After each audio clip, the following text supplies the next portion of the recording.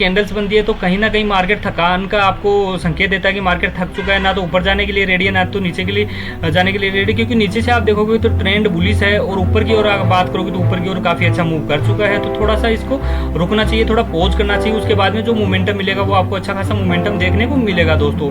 तो दोस्तों अगर नीचे से आप देखें 51,200 के आसपास में और वहां से फर्स्ट ही कैंडल ऊपर की ओर जाने लगती है तो सेकंड कैंडल पे हम ट्रेड लेंगे जब वो उस कैंडल के ऊपर जाती है। सेकंड कैंडल पे हम ट्रेड लेंगे जब फर्स्ट कैंडल के ऊपर जाने लगती है सेकंड कैंडल, और उसके हाफ का हम स्टॉप लॉस रख देंगे और प्रीवियस स्विंग हाई तक अपना टारगेट रखेंगे। तो अभी हेलो दोस्तों, स्वागत है आपका आप ही के यूट्यूब चैनल पर। दोस्तों कैसे हो आप सभी? आशा करता हूँ सभी स्वस्थ होंगे, अच्छे होंगे, खुश होंगे। तो दोस्तों Nifty and bank Nifty analysis के एक नई वीडियो में आपका स्वागत करते हैं। दोस्तों भी मैंने निफ्टी का वन डे टाइम फ्रेम का चार्ट लगा के रखा है, तो चलिए चर्चा शुरू करते हैं निफ्टी के चार्ट पर। तो दोस्तों अगर आज की निफ्टी की आज ओपनिंग की बात करोगे तो 79 पॉइंट गैप अप ओपन हुआ है, और अगर क्लोजिंग की बात करोगे तो निफ्टी 59 पॉइंट अप जाके क्लोज किया प्रीवियस डे की क्लोजिंग से। और अगर आज की इस कैंडल को आप ध्यान से देखोगे तो दोस्तों ये स्पिनिंग टाइप कैंडल बनी हुई है, जो डोजी टाइप कैंडल ही बनी हुई होती है। डोजी टाइप कैंडल ही है, डोजी कैंडल ही आप इसको मान सकते हो। और जब इस प्रकार की कैंडल्स बनती है तो कहीं ना कहीं मार्केट थकान का आपको संकेत देता है कि मार्केट थक चुका है, ना तो ऊपर जाने के लिए रेडी है ना तो नीचे के लिए जाने के लिए रेडी। क्योंकि नीचे से आप देखोगे तो ट्रेंड बुलिश है और ऊपर की ओर अगर बात करोगे तो ऊपर की ओर काफी अच्छा मूव कर चुका है। तो थोड़ा सा इसको रुकना चाहिए, थोड़ा पॉज करना चाहिए, उसके बाद में जो मोमेंटम मिलेगा वो आपको अच्छा खासा मोमेंटम देखने को मिलेगा दोस्तों।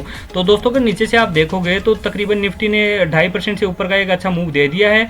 क्योंकि आप देखोगे कि तो निफ्टी लगातार अप ट्रेंड में है और अप ट्रेंड के बाद में छोटा सा करेक्शन देता है। उस करेक्शन के आसपास में आप देखोगे तो एक कैंडल बनती है, कैंडल के बाद में लगातार 2-3 दिन अच्छे जाते हैं। तो मैं आपको अगर आपको अच्छे से दिखाऊं तो निफ्टी देखिए यहाँ से एक अच्छा मूव करके गया था और उसके बाद में 2 दिन यहाँ पे रुक गया था, थोड़ा डाउन साइड का थोड़ा सा मूव दिया था, करेक्शन किया था। करेक्शन के बाद में ये कैंडल देखोगे आप, इस कैंडल के बाद में 4 दिन अच्छा मूव किया, उसके बाद में वापस मार्केट थोड़ा सा नीचे की ओर करेक्ट किया, पर प्रीवियस जो ये लो था उस लो को नहीं काट पाया और इस लो को काट नहीं पाया। यहाँ पे मार्केट होल्ड कर गया। होल्ड करने के बाद में नेक्स्ट एक कैंडल बनती है जो 24,580 के लेवल को काटती है। काटने के बाद में आप देखोगे कि धीरे धीरे करके आपको 2.5% का मूव देखने को मिला है दोस्तों। तो अभी क्या हो सकता है, अगर निफ्टी मान के चलिए वापस आ जाता है 24,600 या 700 के आसपास में, वहां पे थोड़ा सस्टेन कर जाता है, वहां पे सस्टेन करने के बाद में 1-2 दिन वहां पे कंसोलिडेशन करता है, उस रेंज को काटता है, तो जाके आपको वापस ऑल टाइम हाई 25,000 के आसपास में लेवल देखने को मिलेंगे, जो काफी अच्छे हो सकते हैं। और हो ये भी सकता है कि लगातार इस ट्रेंड को वापस ही करे।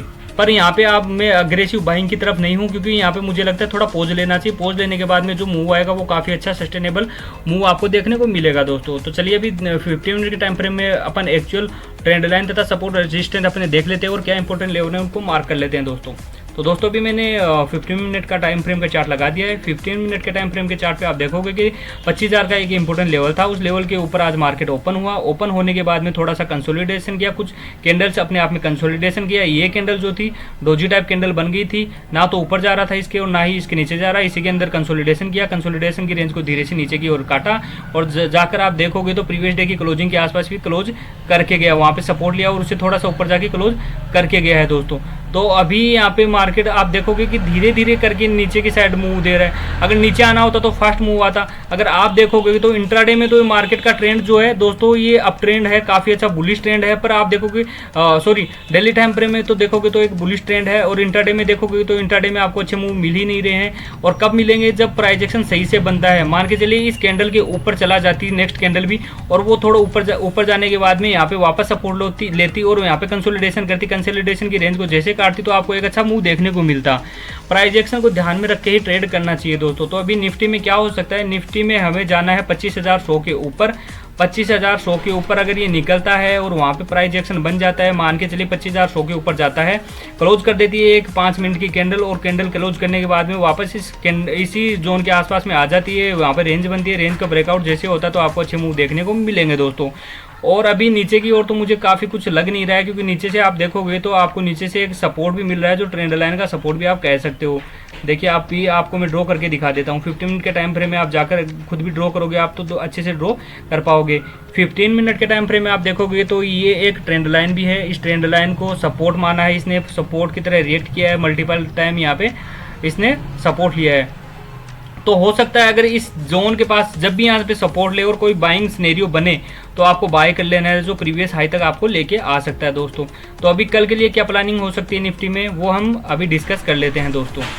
तो कल के लिए अगर आप देखोगे तो इम्पोर्टेंट लेवल मैंने आपको बता दिया है कि 25,080 से लेकर 25,100 का एक इम्पोर्टेंट लेवल है, जिसको आपको अपने दिमाग में बैठा लेना है कि जब तक इस लेवल के ऊपर नहीं निकलेगा मार्केट तब तक आपको अच्छा मूव तो देखने को मिलेगा ही नहीं दोस्तों। तो मान के चलिए अभी हम अपनी एनालिसिस कर लेते हैं, अभी बताते हैं आपको कि क्या लेवल इम्पोर्टेंट हो सकते हैं। तो दोस्तों मान के चलिए इस लेवल के आसपास में, यहाँ पे आप देखोगे इस लेवल के आसपास में वापस ओपन होता है, इसी जोन में वापस ओपन हो जाता है मार्केट कल, जो मैंने लेवल ड्रॉ किए हैं 24,950 से लेकर के और ये मान के चलिए 25,000 के 25,050 के आसपास में इनके बीच में मार्केट ओपन हो जाता है। और इसी जोन में अगर मान के चलिए इसी जोन में घूमता रहता है तो आपको कोई ट्रेड नहीं करना है, क्योंकि यहाँ पे साइडवेज मार्केट रहेगा और धीरे धीरे ऊपर या नीचे जाएगा तो यहाँ पे आपका पैसा खराब होगा, कोई ट्रेड मिलेगा नहीं। जब इस रेंज को ऊपर की साइड काटता है और वहाँ पे एक कैंडल क्लोज कर देती है तो आपको ट्रेड करना है। अगर वो कैंडल क्लोज नहीं कर पाती है ऊपर और आप पहले ट्रेड ले लेते हो तो हो सकता है नीचे भी आ जाए। और अभी क्या करना है, अगर इस रेंज में ओपन होने के बाद में कंसोलिडेशन करने के बाद नीचे की ओर काटता है तो आपको दिख सकता है एक लेवल जो ला सकता है 24,900 के आसपास में भी, 24,800 से 900 के आसपास में भी लेके आ सकता है दोस्तों।